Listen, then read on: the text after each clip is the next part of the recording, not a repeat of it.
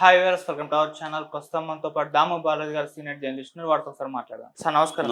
Sir Manchu Manoj నిన్న Bhairava pre release event function లో కన్నీరు పెట్టుకుంటున్న ఒక వీడియో మొత్తం కూడా సోషల్ మీడియాలో వైరల్ అవుతుంది సార్. అంటే తెలుసు మంచు ఫ్యామిలీలో వివాదాల కారణంగా, సో 6 సంవత్సరాల తర్వాత చేస్తున్న సినిమా కారణంగా ఈ రకంగా చాలా కారణాలు కన్నీళ్లు పెట్టుకోవడానికి కారణం అని అంటున్నారు. అసలు ఏం జరిగింది మంచు మనోజ్ విషయంలో? మరి నిన్న రిలీజ్ ఈవెంట్ లో కూడా చాలా సెటైర్లు మంచు విష్ణు మీద కూడా వేసినట్టుగా కూడా తెలుస్తుంది. సో దీని గురించి ఏం చెప్తారు? నిన్న భైరవం సినిమా ఫంక్షన్ ఏలూరులో జరిగింది. దానికి సంబంధించి వీడియో ఇప్పుడు ఒకటి వైరల్ అవుతుంది. ఆ వీడియోలో అతను వెక్కి వెక్కి ఏడుస్తున్నాడు. పక్కన డైరెక్టర్ విజయ్ కనకమేడల అతని మీద చెయ్యేసి ఓదారుస్తుంటే ఇంకా ఎక్కువ ఏడుస్తున్నాడు. సో దీనికి కారణం ఏంటి, మనోజ్ ఎందుకు ఏడుస్తున్నాడు ఏంటి అనేది ఇవాళ బయటకు వచ్చింది. మామూలుగా అంతకుముందు అయితే మనోజ్ స్పీచ్ కూడా వైరల్ అవుతుంది. అతను స్పీచ్లో కూడా కొన్ని విషయాలు చెప్పాడు. ముఖ్యంగా తన గురించి అతను ఏం చెప్పాడంటే, తను సినిమా గ్యాప్ 6 ఏళ్ళు గ్యాప్ వచ్చేసిన తర్వాత ఈ సినిమా భైరవం వచ్చింది. దీని పట్ల చాలా ఆనందంగా ఉంది. అయితే 6 ఏళ్ళు గ్యాప్ వచ్చిందని చెప్తున్నాడు. నిజానికి 6 ఏళ్ళ కంటే కూడా నిజం చెప్పాలంటే 8 ఏళ్ళు గ్యాప్. 2017లో ఒక్కడు మిగిలాడు అనేది అతను సోలో హీరోగా చేసిన లాస్ట్ సినిమా. దాని తర్వాత ఒక 2 సినిమాలు, ఇది నా లవ్ స్టోరీ, ఆపరేషన్ 2019 అనే 2 సినిమాలు చేశాడు. కానీ అది క్యామియో రోల్, అది గెస్ట్ రోల్ అతను చేసింది. నిజానికి లాస్ట్ సినిమా అంటే ఒక్కడు మిగిలాడు 2017. ఆ తర్వాత ఇప్పుడు రిలీజ్ అవ్వబోతుంది.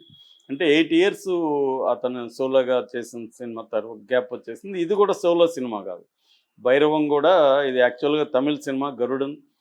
దీన్ని రీమేక్ చేస్తున్నారు తెలుగులో. దీంట్లో కూడా బెల్లంకొండ సాయి శ్రీనివాసు, తర్వాత నారా రోహిత్, ఇతను ముగ్గురు దీంట్లో ఉన్నారు. కాకపోతే దీనికి ఇతనికి ఇంపార్టెంట్ రోల్ అయితే ఇది ఉంది. పైగా దీన్ని రాధామోహన్ మంచి ప్రొడ్యూసర్, ఆయన ఖైదీ అట్లాంటివి ఇక్కడ తెలుగులో చేశాడు. సో మంచి ప్రొడక్షన్ కాబట్టి డైరెక్టర్ కూడా హిట్ డైరెక్టర్. ఈ ప్రాజెక్టు పట్ల కొంత అంచనాలు అయితే బయట ఉన్నాయి భైరవం తర్వాత. రెండోది, కన్నప్పకి వ్యతిరేకంగా నేను రిలీజ్ చేస్తానని కూడా గతంలో చెప్పాడు. బట్ అది జరగట్లేదు. కన్నప్పే భయపడ్డాడు, వాళ్ళు భయపడ్డారు అనేది మాట్లాడాడు. రెండోది, శివయ్య అని పిలిస్తే శివుడు రాడు, ఎందుకంటే ఫ్యామిలీ నిన్ను మోసం చేసి, ఫ్యామిలీ మెంబర్స్కి అన్యాయం చేసి, నువ్వు దేవుణ్ణి పిలిస్తే దేవుడు వచ్చి నేను కాపాడు. మంచి మనసుతో, నిండు మనసుతో మనం ఉంటే డైరెక్టరు, ఆడియన్స్ వీళ్ళే మనల్ని సేవ్ చేస్తారని కూడా అతను వ్యంగ్యంగా కూడా మాట్లాడాడు. సో ఈ క్రమంలో ఏంటంటే అతను తన బాధను కూడా ఎక్స్ప్రెస్ చేశాడు. కట్టుబట్టలతో నన్ను ఇంట్లో నుంచి తరిమేశారని చెప్పారు. అంటే గత కొంతకాలంగా మనకు తెలుసు మోహన్ బాబు ఫ్యామిలీలో గొడవలు, ఆ గొడవల్లో ఇతను తాను బలైపోయాను, తన అన్యాయానికి గురయ్యాను అనేది బయట ఎక్కువగా అతను ప్రొజెక్ట్ చేసుకుంటున్నాడు. రెండోది, నేను ఆస్తుల కోసం ట్రై చేయట్లేదని అతను అనేకసార్లు ప్రమాణం చేసుకుంటూ చెప్తున్నాడు.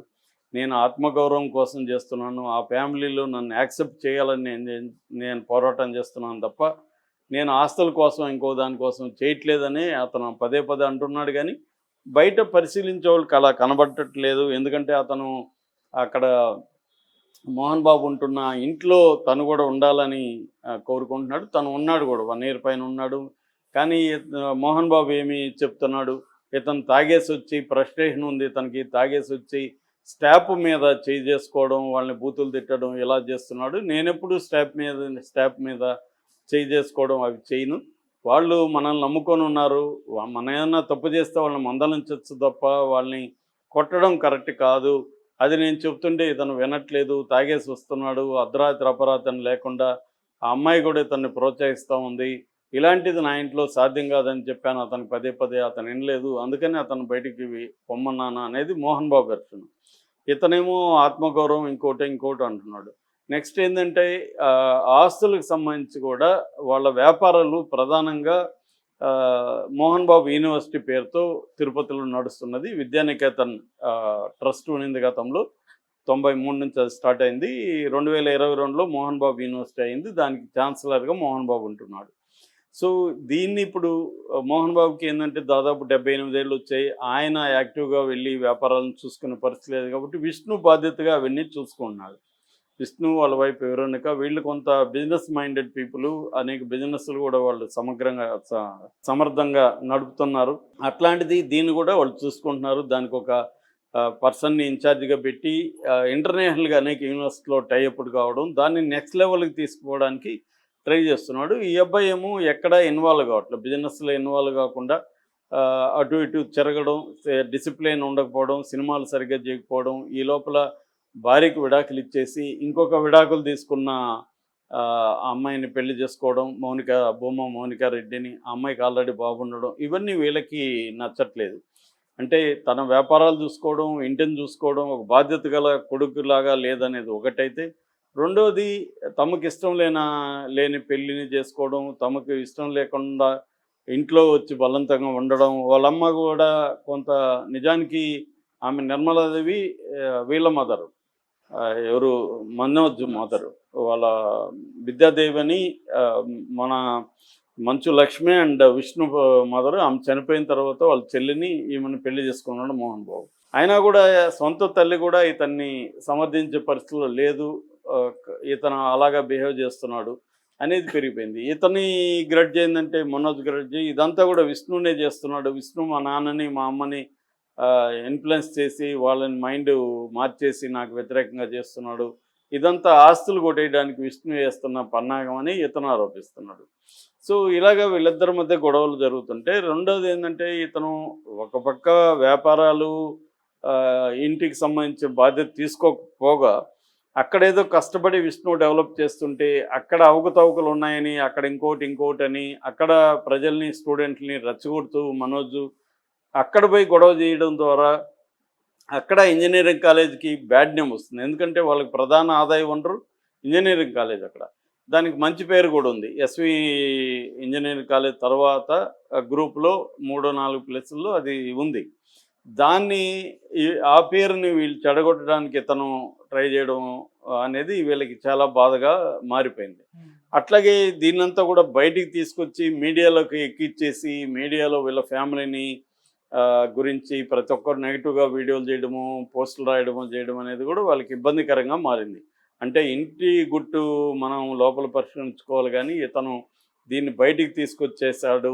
ఈ ఏజ్లో మనల్ని ఇబ్బంది పెడుతున్నారు. చివరికి అది ఆయన ఆవేశాన్ని అంచుకోలేక జర్నలిస్టుల మీద దాడి చేసి అది అరెస్టు వరకు కూడా వెళ్ళి చివరికి సుప్రీంకోర్టులో ఊరట లభించింది మోహన్ బాబుకి. ఏదేమైనా ఈ వయసు 78 ఏళ్ల వయసులో కోర్టులు, కేసులు, పోలీస్ స్టేషన్లు అనే తిరిగే పరిస్థితి మనోజ్ వల్ల వచ్చిందనేది వాళ్ళ వర్షం. మనోజ్ ఏమో నన్ను అన్యాయం చేసి తరిమేశారు, కట్టుబట్టలతో బయటకు వచ్చేసాను అంటున్నాను. మరోవైపు ఆ అమ్మాయికి కూడా ఆస్తులు ఉన్నాయి నిజానికి, అఖిలప్రియ ఈ అమ్మాయికి ఇవ్వట్లేదు అనేది అదొక వైపు. సో ఇతను ఒకవైపు కుటుంబ సమస్యలు, రెండో వైపు ఆర్థిక ఇబ్బందులు, మూడో వైపు కెరియర్ బ్రేక్, ఈ మూడు అతన్ని ఇబ్బంది పెడుతున్నట్టుగా మనకు అర్థమవుతుంది. ఇవి బ్యాలెన్స్ చేసుకోవడంలో వస్తున్న ప్రాబ్లమ్స్. సో కెరీర్ అతనికి ఎంతో పట్టుంది, బ్యాక్గ్రౌండ్ ఉంది, తర్వాత అనేక పరిచయాలు ఉన్నాయి. అయినా కూడా కెరీర్ మీద ఫోకస్ చేయడంలో మిగతా పర్సనల్ ఎప్పుడైనా కూడా తెలుగు సినిమాలో హీరోలు మేజర్గా ఎక్కడ ఇబ్బంది వస్తుందంటే పర్సనల్ లైఫ్, కెరియర్ లైఫ్ని బ్యాలెన్స్ చేసుకోండి. ఇది నిజానికి సినిమా ఇండస్ట్రీ కదా, లైఫ్లో అందరికి కూడా ఇలాంటి ఇష్యూసే ఉంటాయి. కెరియర్ని, పర్సనల్ లైఫ్ని బ్యాలెన్స్ చేసుకోవడంలో తడబాటుగా జరిగితే పర్సనల్ లైఫ్ దెబ్బతింటే కెరీర్ ఆటోమేటిక్గా దెబ్బతింటుంది.